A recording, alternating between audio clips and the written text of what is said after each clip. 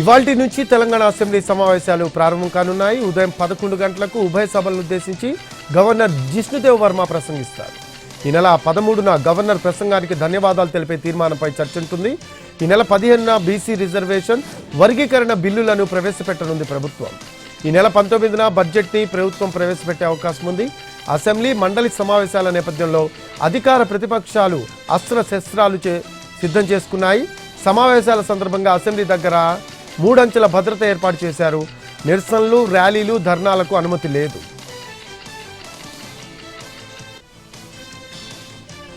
Telangana assembly committee హాల్లో ఇవాళ CLP సమావేశం జరగనుంది. మధ్యాహ్నం 2 గంటలకు సీఎం రేవంత్ రెడ్డి అధ్యక్షతన కాంగ్రెస్ ఎమ్మెల్యేలు, ఎమ్మెల్సీలు సమావేశమవుతారు. అసెంబ్లీ సమావేశాల్లో అనుసరించాల్సిన వ్యూహంపై ప్రధానంగా చర్చిస్తారు.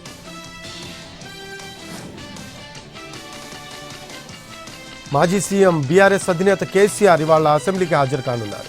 అసెంబ్లీ మండలి సమావేశాల్లో పార్టీ అనుసరించాల్సిన వ్యూహంపై 3 గంటల పాటు జరిగిన బీఆర్ఎస్ ఎల్పీ సమావేశంలో ఎమ్మెల్యేలు, ఎమ్మెల్సీలకు కేసీఆర్ దిశానిర్దేశం చేశారు.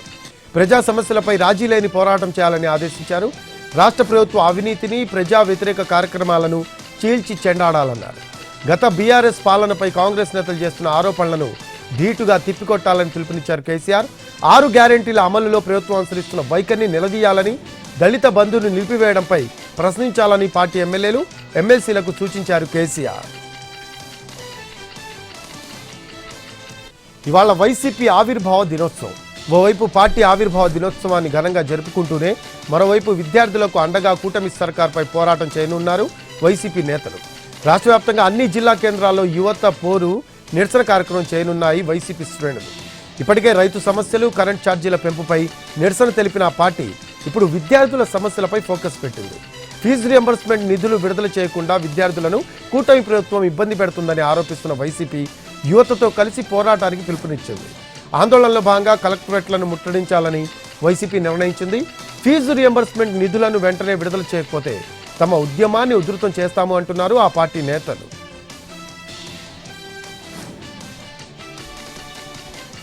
ఎస్ఎల్బీసీ టన్నెల్లో రెస్క్యూ ఆపరేషన్ 19వ రోజుకు చేరింది.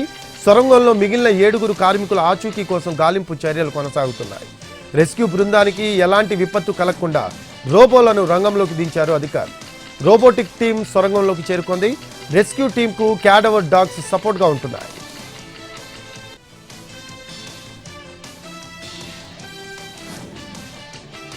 తెలంగాణలో ఎమ్మెల్యే కోట, ఎమ్మెల్సీ ఎన్నికలకు నామినేషన్లు వేసిన ప్రధాన పార్టీల అభ్యర్థులు 5 ఎన్నిక లాంఛనం కానుంది.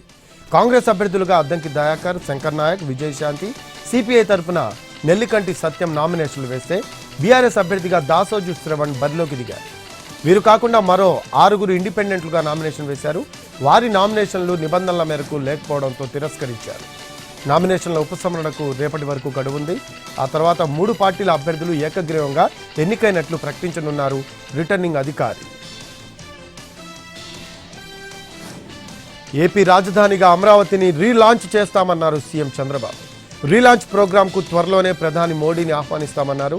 అమరావతిని ఫ్యూచర్ సిటీగా తీర్చిదిద్దుతాము అన్నారు ముఖ్యమంత్రి. 2-3 ఏళ్లలో రాజధాని నగరంలో అభివృద్ధి చేసి చూపిస్తామన్నారు ఆయన. వైసీపీ హయాంలో 1 ఇంచు కూడా రోడ్డు వేయలేదని విమర్శించారు సీఎం చంద్రబాబు. తెలంగాణలో కాంగ్రెస్ పాలనపై తీవ్ర విమర్శలు చేశారు కేంద్ర మంత్రి కిషన్ రెడ్డి. కాంగ్రెస్ అధికారంలోకి వచ్చి 14 నెలలవుతున్నా ఇచ్చిన హామీలు అమలు చేయడం లేదని ఆరోపించారు. కొత్తగా 1,50,000 కోట్లు ఇవ్వాలని కేంద్రానికి లేఖ రాయడం నవ్వులాటగా ఉందన్నారు. 7.5 లక్షల కోట్లు అప్పు ఉన్నందునే హామీలు అమలు చేయలేకపోతున్నారు అనడం కాంగ్రెస్ ప్రభుత్వ అసమర్థతకు అద్దం పడుతుంది అన్నారు కిషన్ రెడ్డి. కేంద్ర మంత్రులు నితిన్ గడ్కరీ, రామ్మోహన్ నాయుడిని కలిసి తెలంగాణ రాష్ట్రానికి సంబంధించి పలు కీలక అంశాలపై చర్చించారు తెలంగాణ మంత్రి కోమటిరెడ్డి వెంకటరెడ్డి. మంత్రితో పాటు పలువురు కాంగ్రెస్ ఎంపీలు కేంద్ర మంత్రులను కలిశారు. రీజనల్ రింగ్ రోడ్డు, తెలంగాణలో జాతీయ రహదారులు, ఎయిర్పోర్ట్ల నిర్మాణం గురించి చర్చించారు. రీజనల్ రింగ్ రోడ్డు నిర్మాణం పూర్తి చేసేందుకు కేంద్ర కేబినెట్ ఆమోదం తెలపాలని కోరారు. RRR విషయంలో 2 నెలల్లోనే కేంద్రం నిర్ణయం తీసుకుంటుందని గడ్కరీ చెప్పారన్నారు కోమటిరెడ్డి.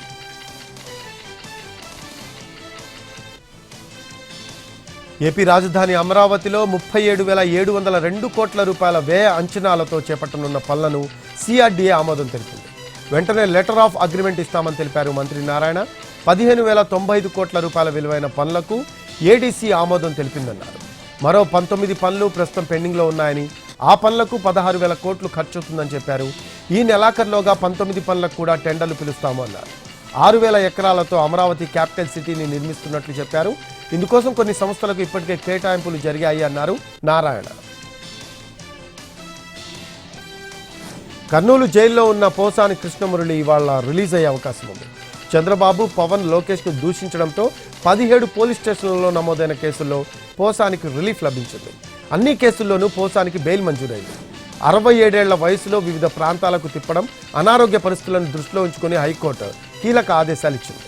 పోసానికి ఇప్పటికే బెయిల్ లభించిన కేసుల్ని వదిలిపెట్టి మిగతా కేసుల్లో ఆయనకు 35A నోటీస్ జారీ చేసి విచారించాలని ఉత్తర్వులు ఇచ్చింది. విశాఖపట్నం 1 టౌన్లో దాఖలైన కేసులో దర్యాప్తును పూర్తిగా నిలిపివేయాలని ఆదేశించింది. దీంతో పోసానికి వివిధ ప్రాంతాల్లో నమోదు చేసిన అన్ని కేసుల్లోనూ ఊరట దక్కినట్లయింది. మాజీ ఎమ్మెల్యే వైసీపీ నేత వల్లభనేని వంశీ రిమాండ్ను పొడిగించింది Vijayawada SC/ST special court. Satyavardhan kidnap కేసులో రిమాండ్ ముగియడంతో వంశీని జూమ్ యాప్ ద్వారా కోర్టులో విచారణకు హాజరుపరిచారు. ఈ నెల 25 వరకు రిమాండ్ పొడిగిస్తూ ఆదేశాలు ఇచ్చారు న్యాయమూర్తి. ఏపీ ప్రభుత్వ పాఠశాలల్లో చదివే విద్యార్థుల స్కూల్ యూనిఫామ్ వచ్చే విద్యా సంవత్సరంలో మారనుంది. కొత్త యూనిఫామ్కు మంత్రి నారా లోకేష్ ఆమోదం తెలిపారు. రాజకీయ పార్టీలకు సంబంధించిన రంగులు, గుర్తులు లేకుండా యూనిఫామ్ రూపొందించాలన్నారు లోకేష్. దీనికి సంబంధించిన ఫోటోలను విడుదల చేశారు. సర్వేపల్లి రాధాకృష్ణన్ విద్యార్థి కిట్లో భాగంగా స్టూడెంట్లకు యూనిఫామ్, బ్యాగ్, బెల్ట్ అందిస్తోంది ఏపీ ప్రభుత్వం. శ్రీకాకుళం జిల్లా ఉద్దానంలో ఎయిర్పోర్టు నిర్మించవద్దు అంటూ స్థానికులు ఆందోళన చేశారు.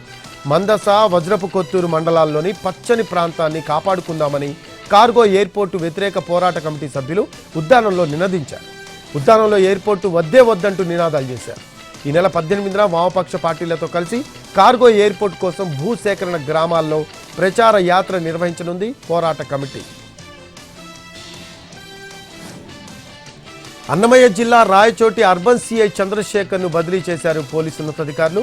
ఆయనకు కర్నూలు PRకు బదిలీ చేశారు. ఈ నెల 4న వీరభద్రస్వామి ఊరేగింపులో 2 వర్గాల మధ్య తలెత్తిన వివాదం నేపథ్యంలో సిఐ చంద్రశేఖర్ను బాధ్యుణ్ణి చేస్తూ బదిలీ చేశారు కర్నూలు రేంజ్ DIG కోయ ప్రవీణ్. నెల్లూరు జిల్లా బిలకోట క్షేత్రంలో జరిగిన ప్రసన్న వెంకటేశ్వర స్వామి బ్రహ్మోత్సవాల్లో అపశృతి చోటు చేసుకుంది. బాణాసంచా లోడుతో వెళ్తున్న ఆలయం వైపు వెళ్తూ ఉండగా ఆటోలో టపాసులు పేలాయి. దీంతో భక్తులు పరుగులు తీశారు. డ్రైవర్ ఆటోను వదిలి పక్కకు దూకేశాడు. టపాసులు మొత్తం కాలిపోవడంతో మంటల్లో చిక్కుకొని ఆటో పూర్తిగా దగ్ధమైంది.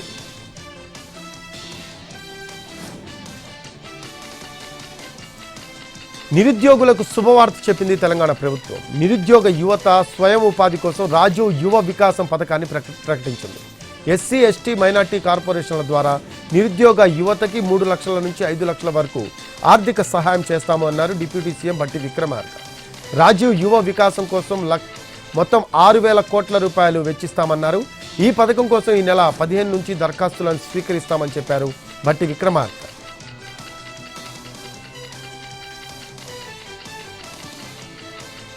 ములుగు జిల్లాలో విస్తృతంగా పర్యటించారు గవర్నర్ జిష్ణుదేవ్ వర్మ. దత్తత తీసుకున్న కొండపర్తి గ్రామానికి వెళ్లారు. కొమురం భీం, బిర్సా ముండా విగ్రహాలకు పూలమాలలు వేసి ఆవిష్కరించారు.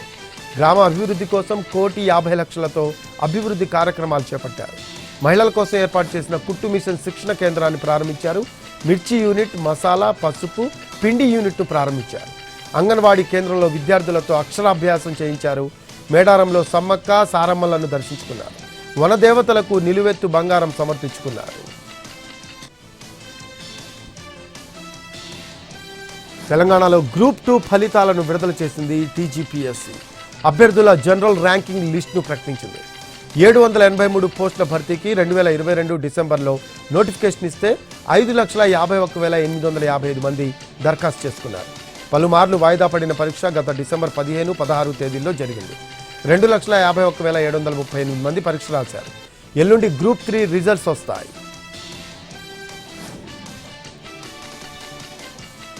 నిజామాబాద్ మార్కెట్ యార్డులో వరుసగా రెండో రోజు రైతులు రోడ్డెక్కారు. పసుపును వ్యాపారులు తక్కువ ధరకు కొనుగోలు చేస్తూ తమ కష్టాన్ని దోచుకుంటున్నారని రైతులు మండిపడ్డారు. వ్యాపారులు సిండికేట్గా మారారని అన్నదాతలు ఆరోపించారు. కనీస మద్దతు ధరతో పంటను కొనుగోలు చేపట్టడానికి డిమాండ్ చేశారు. మార్కెట్ యార్డు ముట్టడించి బస్టాండ్ వరకు భారీ ర్యాలీ తీసి 2 గంటల పాటు ధర్నా చేశారు.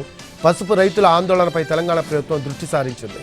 మంత్రి తుమ్మల నాగేశ్వరరావు కేంద్రానికి లేఖ రాశారు. పసుపు రైతులు ఎదుర్కొంటున్న సమస్యలను లేఖలో ప్రస్తావించారు ఆయన. అంగన్వాడీ కేంద్రానికి కుళ్ళిన కోడిగుడ్లను సరఫరా చేయడంతో కలకలం రేగింది. నాగర్ కర్నూలు జిల్లా ఆమరాబాద్ మండలం వటవర్లపల్లి గ్రామంలోని అంగన్వాడీ సెంటర్కు నిన్న సప్లై చేసిన గుడ్లు కుళ్ళిపోయాయి. కోడిగుడ్లలో పురుగులు కనిపించాయి. దీంతో విద్యార్థులు తల్లిదండ్రులు తీవ్ర ఆగ్రహం వ్యక్తం చేశారు. ఐసీడీఎస్ అధికారుల నిర్లక్ష్యంతోనే ఇలాంటి గుడ్లు సరఫరా చేస్తున్నారని ఆరోపించారు. జగిత్యాల ప్రధాన ప్రభుత్వ ఆసుపత్రిలో ఎలుకల బెడద ఎక్కువైంది. పేషెంట్ల మధ్య ఎలుకల సంచారం ఎక్కువైంది. రోగులు సహాయకులు తీవ్ర ఆందోళనలో ఉన్నారు. ఆసుపత్రిలో కరెంటు కష్టాలు ఎక్కువయ్యాయి. పవర్ కట్ సమయంలో జనరేటర్ ఆన్ చేయలేదు ఆసుపత్రి సిబ్బంది. దీంతో చీకట్లో ఎలుకలు బయటకు వచ్చాయి. అయినా సరే జగిత్యాల జిల్లా ప్రభుత్వ ఆసుపత్రిలో వైద్య సిబ్బంది ఏమీ పట్టించుకోకపోవడంతో విమర్శలు ఎక్కువయ్యాయి.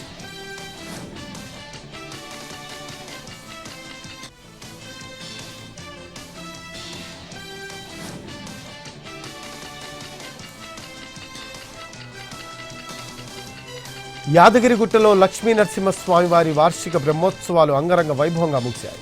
ఈ నెల 1వ తేదీన ప్రారంభమైన బ్రహ్మోత్సవాలు 11 రోజుల పాటు కన్నుల పండుగగా కొనసాగాయి.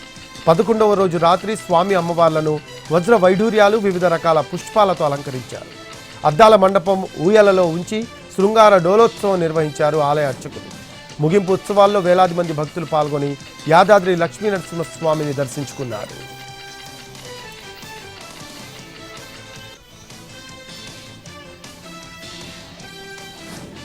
హైదరాబాద్ పాత బస్తీలో ఓ వృద్ధుడు తుపాకీతో హల్చల్ చేశాడు. స్థలం తనకు అమ్మాలని పక్కనే ఉన్న ఇంటి ఓనర్తో గొడవకు దిగాడు ఇంతియాజ్. స్థలం అమ్మేది లేదని ఆ ఇంటి యజమాని తెగేసి చెప్పడంతో ఇంతియాజ్ ఆవేశంతో రెచ్చిపోయాడు. ఇంట్లోకి వెళ్లి తుపాకీతో వచ్చాడు. ఆ తుపాకీతో కాల్చివేస్తానంటూ వీరంగం సృష్టించాడు.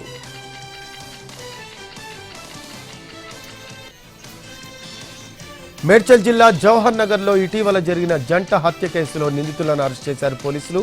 ప్రేమ వివాహానికి అడ్డు వస్తున్నారని ప్రియుడితో కలిసి సోదరి తల్లిని చంపేసింది లక్ష్మి. ఈ కేసులో నిందితుడు బీహార్కు చెందిన అరవింద్ కుమార్తో పాటు లక్ష్మిని అరెస్ట్ చేశారు పోలీసులు.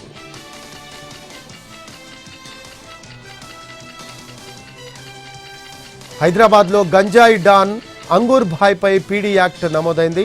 ఎన్నిసార్లు అరెస్ట్ చేసినా బెయిల్పై వచ్చి ధూల్పేటలో గంజాయి వ్యాపారం చేసేది అంగూర్ భాయ్.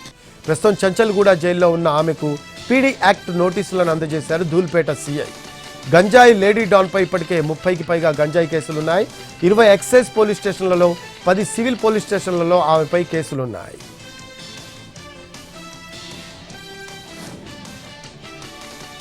ఆదిలాబాద్లో లంచం తీసుకుంటూ ఏసీబీ అధికారులకు చిక్కాడు ఓ అధికారి. Educational and welfare infrastructure development corporation deputy executive engineer Jinnamwar Shankar 50,000 రూపాయలు లంచం తీసుకుంటూ రెడ్ హ్యాండెడ్గా దొరికిపోయాడు. ఆదిలాబాద్ మైనార్టీ రెసిడెన్షియల్ స్కూల్ నిర్మాణ స్థలంలో మనీ తీసుకుంటున్న సమయంలో దాడి చేసి అరెస్ట్ చేశారు ఏసీబీ అధికారులు. మార్చి 2వ వారంలోనే తెలుగు రాష్ట్రాల్లో భానుడు భగభగమంటున్నాడు. మెదక్లో అత్యధికంగా 38.6 డిగ్రీల ఉష్ణోగ్రత నమోదైంది. ఆదిలాబాద్లో 38.3, కర్నూలులో 37.4, అనంతపురంలో 36.4 డిగ్రీల ఉష్ణోగ్రతలు నమోదయ్యాయి.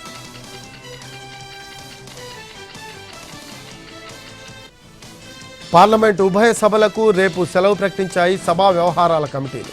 హోలీ సందర్భంగా 14వ తేదీ సెలవు ఉంటుందని గతంలో ప్రకటించిన తాజాగా ఈ తేదీని 13కు మార్చాయి.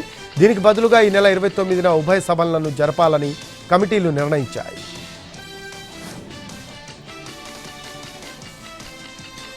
కేజ్రీవాల్పై కేసు నమోదు చేయాలని ఢిల్లీ పోలీసులను ఆదేశించింది కోర్టు. ప్రజా నిధులను దుర్వినియోగం చేశారని ఆరోపణలు ఎదుర్కొంటున్నారు మాజీ సీఎం కేజ్రీవాల్. పెద్ద పెద్ద అక్షరాలు ఫోటోలతో అక్రమంగా హోర్డింగులు పెట్టారని దాఖలైన పిటిషన్పై ఢిల్లీ కోర్టు విచారణ జరిపింది. వీడియో సాక్ష్యాలు పరిశీలించిన అనంతరం కేజ్రీవాల్పై కేసు నమోదు చేయాలని ఆదేశించింది.